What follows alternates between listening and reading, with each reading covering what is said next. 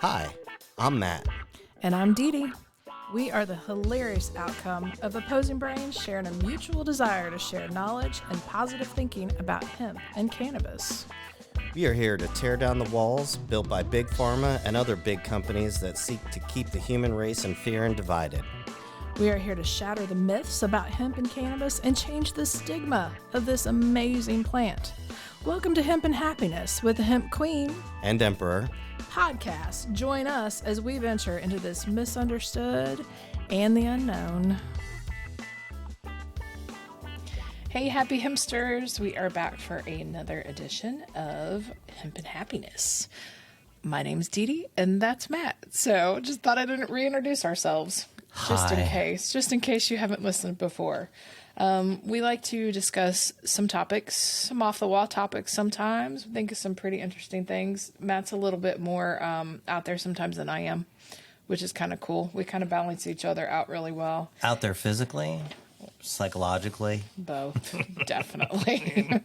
Out there. He's out there. Well, and so on this episode, I kind of wanted to talk, not necessarily personal yet, but I know it's coming because I've been warned about this like my entire life.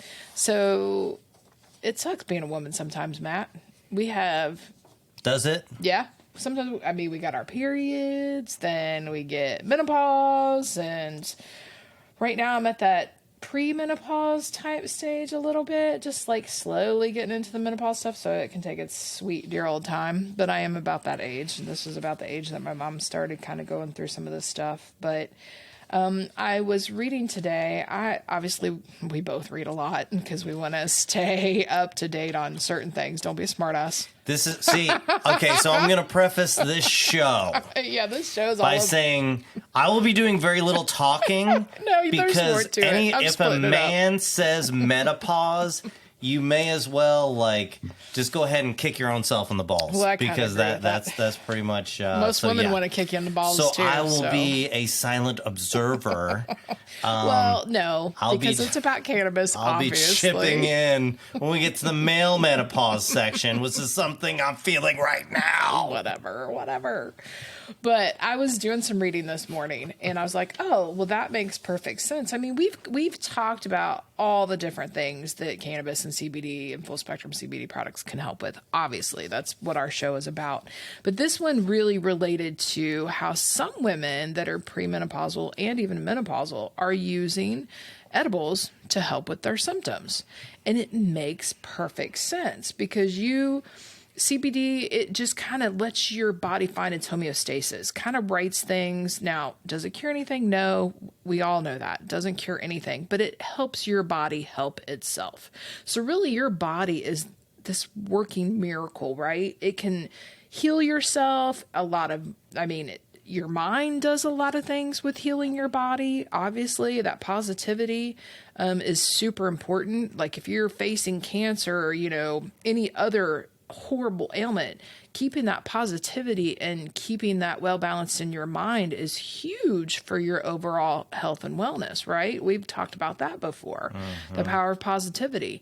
And even when I start getting down, I start feeling down too, and that makes a huge difference. But in this article, it talked about how women are using edibles to help with their hot flashes, which I found absolutely amazing. And a lot of times hot flashes are happening late at night when women are sleeping. I know you don't know much about this, but the women reported that the top 3 symptoms that the edibles were helping with, and these are cannabis edibles, by the way, which is the Delta-9, which is the stuff that is legal under 0.3% THC, right? It's the same stuff. But they said that available at 502hemp.com. That's right. Or even in store, as long as you're 21 and up. But anyway, the top 3 symptoms that participants said were alleviated. Sorry, I can't read. I need my glasses. I'm at that Stop age. Stop alienating your symptoms, right? DeeDee. Yeah, that's what we're doing. They feel bad. The top 3 things were sleep problems, mood disturbances or anxiety, and low libido. So a lot of... Are you sure you're not going through menopause? I might be. Shut the fuck up. Just Excuse my language. I probably am. Me too. Yeah, we know you are. But they also reported that it helps relieve hot flashes, night sweats, body pains, vaginal dryness, and pain, and to increase the pleasure during sex, which we've had a whole conversation about that. And it was mostly about ED, but I talked about the women and how we even have a personal lubricant that can help with some of that dryness and when it becomes painful. A lot of times women after childbirth, they have a really hard time enjoying sex again because it is just horribly painful down there. And I think that CBD lube is a huge benefit. Is that because of the dryness or is that because of sensitivity? I think from both. I mean, you're putting, a big old head coming out that little hole. So yeah, I think there can be some pain issues there too. There might be a big old head going in that little hole. Yeah, we're not going there with that weirdo. Anyway, but I think there's definitely still some pain issues related there. But sometimes too, in a case of like rape, you know what I mean? I know I'm going to bring it up though. Like that is traumatic and it can also lead to a lot of pain. So I think there's issues there. And I think that the CBD personal lubricant may be able to help with some of those pain issues in the female area, which again, we had talked about before, but taking cannabis internally, I think, obviously, I use it for anxiety, so it helps me a lot with that. And I can see where it could help with your libido because it's calming you down. You're not overthinking, and that applies to both men and women. Obviously, we do not believe that it truly helps with ED, but can it help with your libido? Yeah, sure. Why not? If you're less stressed, you want to relax and do the fun stuff, and well, sex is fun, so makes sense to me. Yeah, I think anything that's going to increase your enjoyment of sex, regardless of what it's actually doing, if it's making it feel better and feel more pleasurable, it's probably and not detrimental to your health, of course. Right. It's a good thing. I think so. I think it's huge. They're starting to do more and more clinical trials on this and on this aspect, and I think that's important. They're always talking about safe. Well, yeah, again, buy your products from a reputable source. Make sure that it's CGMP, that's where it's manufactured. They have, good manufacturing practices. It's not just an acronym. There are specific things that they have to do. And if they're audit certified, that's even better. Yeah. So, gloves, hairnets, booties, all that stuff. But the certificates analysis, those are so important to look at when you're buying products. So don't buy your CBD lube on the street corner. Or at the gas station. With your dime bag. Or at the gas station. Get it from a reputable source. Right. Stop buying black market CBD lube. Yes. Thank you, Matt. Thank you. But they talked about one reason that cannabis works is because it mimics a chemical compound that our body produces, which is the anandamide. Anandamide. Thank you, anandamide. And it's actually produced by the ovaries, and that drops during menopause. So they're talking about say it again. Anandamide. Anandamide. It's actually an endocannabinoid, which we have the whole system, our endocannabinoid system, and the say it again. Anandamide. Anandamide is structurally comparable to cannabinoids in the cannabis system. So it makes sense if that one is being depleted, that us adding the natural cannabinoids from the cannabis plant and CBD, THC, all the other ones too, there's tons of them, our body uses it. It uses it to help regulate ourselves. And it can, the estrogen levels are correlated to the pre-menopause. I think they call it perimenopause. Perimenopause. Thanks. I can't pronounce shit today. Good. But wait, I'm going to stop you because I'm going to quiz you. Okay. Real quick, not to break your flow. Damn. Do you know? I know you're spitting and rhyming. Do you know which human has the highest concentration of anandamide? There's actually two. Which human? Yeah. There's only two humans. No, I understand. Who has the most anandamide? I would probably say woman. At what stage? Oh, probably teens. Nope. right before pregnancy then? Pregnant women. Oh, I was going to say, yeah, because they're I said producing that in it for another their baby. podcast. I was hoping you'd remember. I did not remember, sorry. That's okay. But no, it makes sense because they're producing it not only for themselves, but for their child. The infant. Yeah. Right. And my theory, granted, I'm not a doctor, but I would love it if a doctor picked up on this and actually did the study.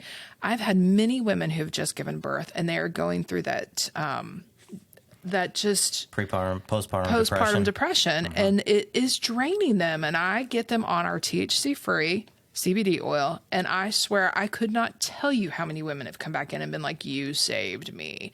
And I was like, it makes sense, especially if you're breastfeeding. You're giving all those cannabinoids to the baby because the baby's using it. Endocannabinoids, which are your body's producing. Right. Which your body's producing, exactly. And your baby needs it to produce their healthy cells and to keep growing. Right. So you're giving all of yours away. You're being depleted. Your body cannot keep up with its own natural production. And let's face it, a lot of us don't produce enough ourselves anyway. Lack of exercise, lack of good food, lack of tons of things. But anyway, that's why we take the cannabis products to help with that, supplement with that, just like a vitamin. But it makes perfect sense why women go through postpartum if they are not getting what they need for their endocannabinoid system. So I think some studies there need to be done with it, but that is just one of my theories. Again, not a doctor, but it makes perfect sense. And I've had customers, because whenever a woman's pregnant or just giving birth and breastfeeding, if they ask, I immediately tell them to ask their healthcare professional. Right, always. And it's like 50-50. Mm-hmm. Half of them are like, nope, don't touch it. Yep. And the other half are like, yeah, give it a try. Yep. It's not going to hurt anything. Right. So it's like there seems to be just anecdotally a divide in the medical community on THC-free. Yeah, and it makes sense, too, why there would be that divide, because there hasn't been enough studies because of it being a Schedule 1, which kind of leads me into the second part of this topic. I wanted to talk... I know, right? I wanted to talk about that today, too, because... obviously, the whole Biden administration just recently said that they were going to federally pardon, low offense marijuana users, right? So they're going to be getting out of jail free kind of thing. What? Not really, but you know what I mean. But the thing is that just recently, I think it was over the weekend, there was an activist that was protesting at the White House because they claimed that that pardon frees 0 of the 2,800 federal prisoners, that there's no pardon for people that have sold marijuana. Now, granted, you've got all of these big businesses selling marijuana products, and no charges are being brought on them because they're run by states that have legalized it, right? So that pardon that Biden, said he was going to do, it actually hasn't pardoned any of them. Federally. Mm-hmm. So because it would be more like low level charges. Yeah, like just users. And then he talked about how those users needed... how much weed do you need to sell to be at federal? I don't know. I don't know either. That's Escobar stuff, and that's coke anyway, but I don't know. It would have to be a lot. And how do you get federal charges and not state charges for marijuana use? We need to do more research. We definitely need to do more research on that. But that was just one thing that I just came across. And that's constantly changing now. That landscape constantly. Is changing. Well, and he is trying to get it rescheduled. So to remove it from that Schedule 1. If he does that and completely takes it off the schedule, or even puts it as an over-the-counter, then technically it would be legal. Mm-hmm. It'd be legal. Mm-hmm. There wouldn't be all these issues, federally or state, and a lot of people could get their records expunged. And hopefully our own governor will make that happen. But the one thing they talked about in this, like a new scheduling of it, they talked about Schedule 6. It's a proposed new schedule designed to preserve the rights and to control and regulate marijuana cannabis to the states. So the states have full control over it. It regulates the cannabis exclusively at the state level. So that would ensure the safety standards while protecting the small businesses, which I think is great. It would resolve the 280E tax code. I don't know a lot about this. What I do know about the taxes for marijuana companies and businesses is that they cannot claim any expenses at all, and they have to pay their taxes in cash. Well, I'm sorry, but that's horrible. No one should have to. I mean, you own a business, you should be able to write off your expenses, period.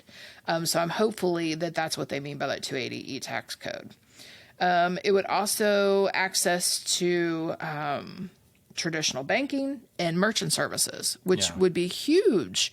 Well, and everybody wants to know how much money you're making. You can't lie when you're putting it in the damn bank. Right. You know what I mean? It's a much better way. It's safer. People aren't being robbed because that is happening everywhere in legal states. They got to build freaking fortresses to keep their cash stored in it. And then trying to pay everything, you get penalized for paying in cash too, which is ridiculous. That's a problem. Yeah. This Schedule 6, the proposed Schedule 6, also allows university and research institutes that receive federal funding to legally conduct studies, which is needed. It is beyond needed. It was needed many, many, many years ago, but at least we're moving in that right direction. So then they could do these studies on, women's health and, maybe stop taking away some of our rights and actually give us some back and start doing some studies that would help us and benefit us. Y'all just vote. I'm just going to leave it there and vote no on Amendment 2. Sorry, Matt, but I have to put that out there in the state of Kentucky. Why are you apologizing to me? You have a right to your opinion. I do. And if y'all want to know what Amendment 2 is, just DM me and I will explain it to you. Slide into her DMs. That's right. That's right. As long as you're not a creeper. Ooh, I still get those. But anyway. I don't. I know. Thank God. But no one would dare. I would. The response would be epic. Right. But another thing that this rescheduling do, people would be able to use their health and savings cards. So their health and savings accounts to buy their cannabis. I think that'd be awesome. Yeah. In the very, very beginning, when I had very first time I got my credit card processing, I was able to do that. I was able to take health savings because I was written as a pharmacy. I've used my HSA card to buy product at our store. Some will and some won't. It really depends. Federal, they won't. Like state employees, it won't. So it really just depends. Sometimes more of the personal ones they will. This also allows veterans access. And I think that's huge for all the veterans that are, no, you can't use that because it's not federally legal. Well, what sucks about that with the veterans is that we have a lot of veterans that come to the store that can't take the stuff because if they test positive for THC, they won't get their other medications from the VA. Which is complete bullshit because it's basically saying you can't take something healthier than the shit that Big Pharma's giving you, even though you do need, and don't get me wrong, Western medicine, pharmaceutical companies absolutely produce medications that are needed. There's no argument. There's no question there. Right. And I'm not going to argue that. But what I am going to argue is, okay, so instead of taking a potentially harmful liver-killing, kidney-killing treatment for PTSD, you can take THC, but this other stuff that you need for your, diabetes, whatever. Oh, you can't have that if you take THC. Yeah, which is complete bullshit. Complete bullshit. Tell me how that logic. So you can take the stuff that we prescribe to you that kills you slowly, but kills you. But then the stuff that we give you that saves you, you can't get that if you take an alternative to what we're giving you that will kill you versus something that's safe, arguably safe for you. Right. Well, and let me ask you this. Did you know that some states, if you are a medical marijuana user, you cannot own a gun?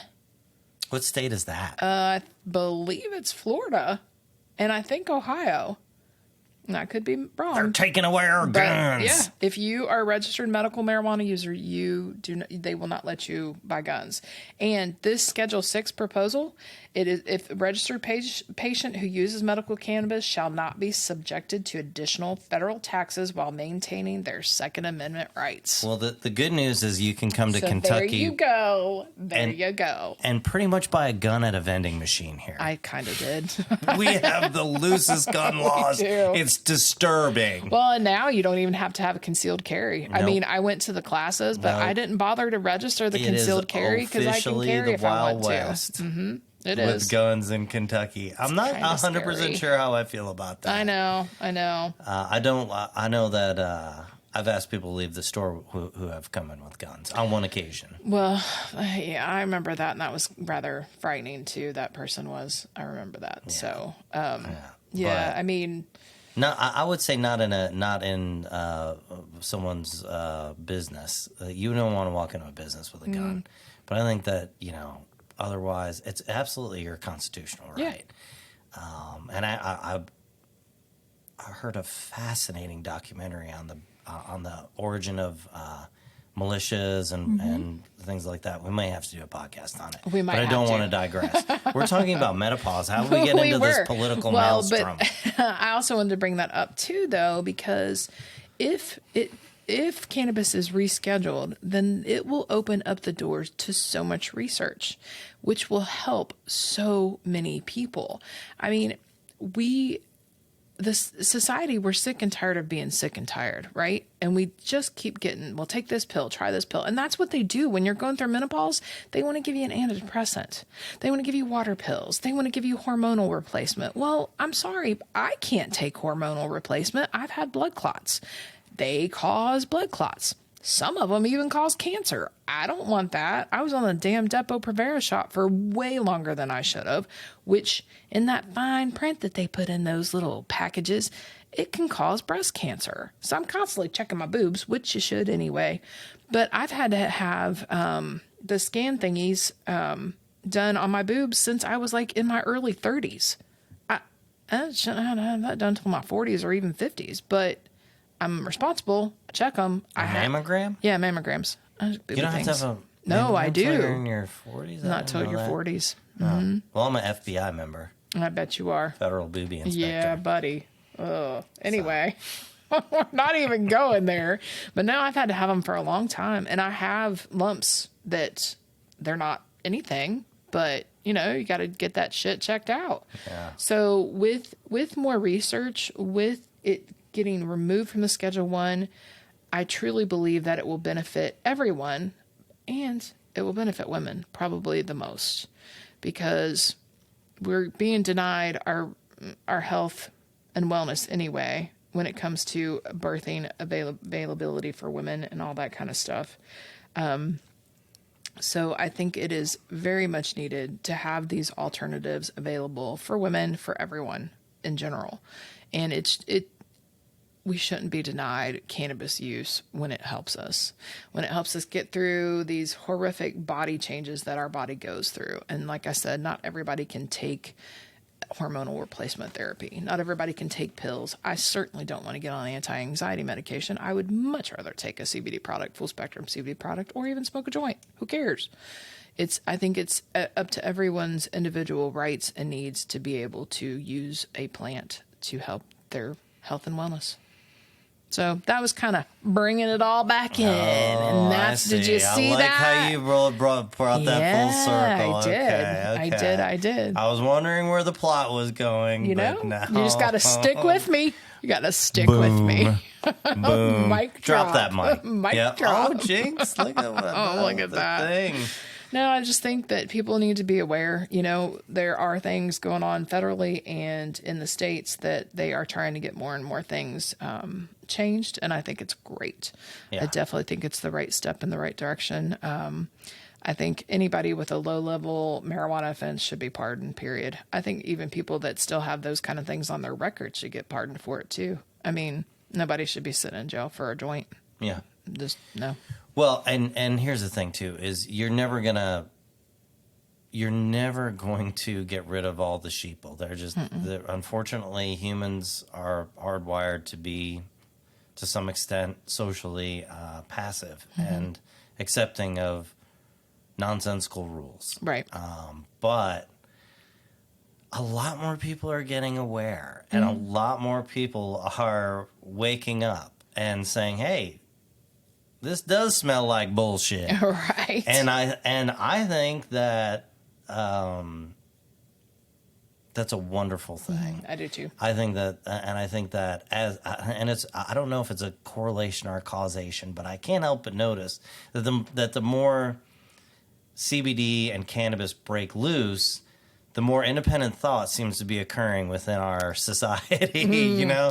And I just kind of wonder, like... Better leave that alone, man. Like, no. I mean, I would never even dream of making a claim of that. But I find that interesting, you know? And it I have no idea. It could just happen to be that that's the way we're moving, and cannabis and CBD are part of that. Or maybe... cannabis and CBD on some level are helping to inspire that. Certainly the 50s, you know, on becoming a habitual marijuana smoker. And I forget the sociologist. Reefer madness and all that stuff. No, it was the sociologist whose name I'll have to put in the notes because I can't remember, embarrassingly enough. But it was it was a study on why people become habitual marijuana smokers, and it is what are the correlations, what are the causations. Very interesting. And essentially what it led to was there was actually a very specific personality type, at least as according to this psychologist's theorem, that were more prone to being a habitual marijuana smoker. And the same personality type had a lot of other associated attributes, enhanced creativity, and heightened intelligence were all parts of that. Now, again, this was written in the 50s. Right. But it's still interesting because, you know, what causes that, what correlates to that, and how that all ties into what we do. Well, in the most recent polls that I read today as well, a lot of people find marijuana use less detrimental than alcohol and tobacco. Like... They say those are the killers more so than marijuana ever thought about being. So I think society in general is switching. I think the younger generation is like, you know what? We've been lied to for long enough. Yeah. It's time to make some changes. So just remember to vote, people, and definitely vote no on Amendment 2 in Kentucky. Yes. And if it comes to Pepsi, Coke, or cannabis, choose cannabis. Right. But thank you guys for listening. We appreciate you all so much. You ever have questions, please reach out, info@502hemp.com, and follow us on at Facebook 502 Wellness Center. Instagram is still 502 Hemp. We don't know how long we'll get to have that, but we're still hanging on by a thread there. And yeah, definitely, like I said, sign up on our website to get all of our emails. We have sales on occasion. We just celebrated our big one. So, we've got the Christmas stuff coming up in cold weather. I don't like it. But anyway, thanks guys for listening. We appreciate you all so much. And again, for voting us as the best local podcast in Louisville. So, yeah, thank you. See ya. Thanks for joining us for another episode of Hempin' Happiness with the Hemp Queen and Emperor. Keep your mind ever open and expanding. Like, subscribe, review, follow us, all the good stuff. And keep it hempy out there.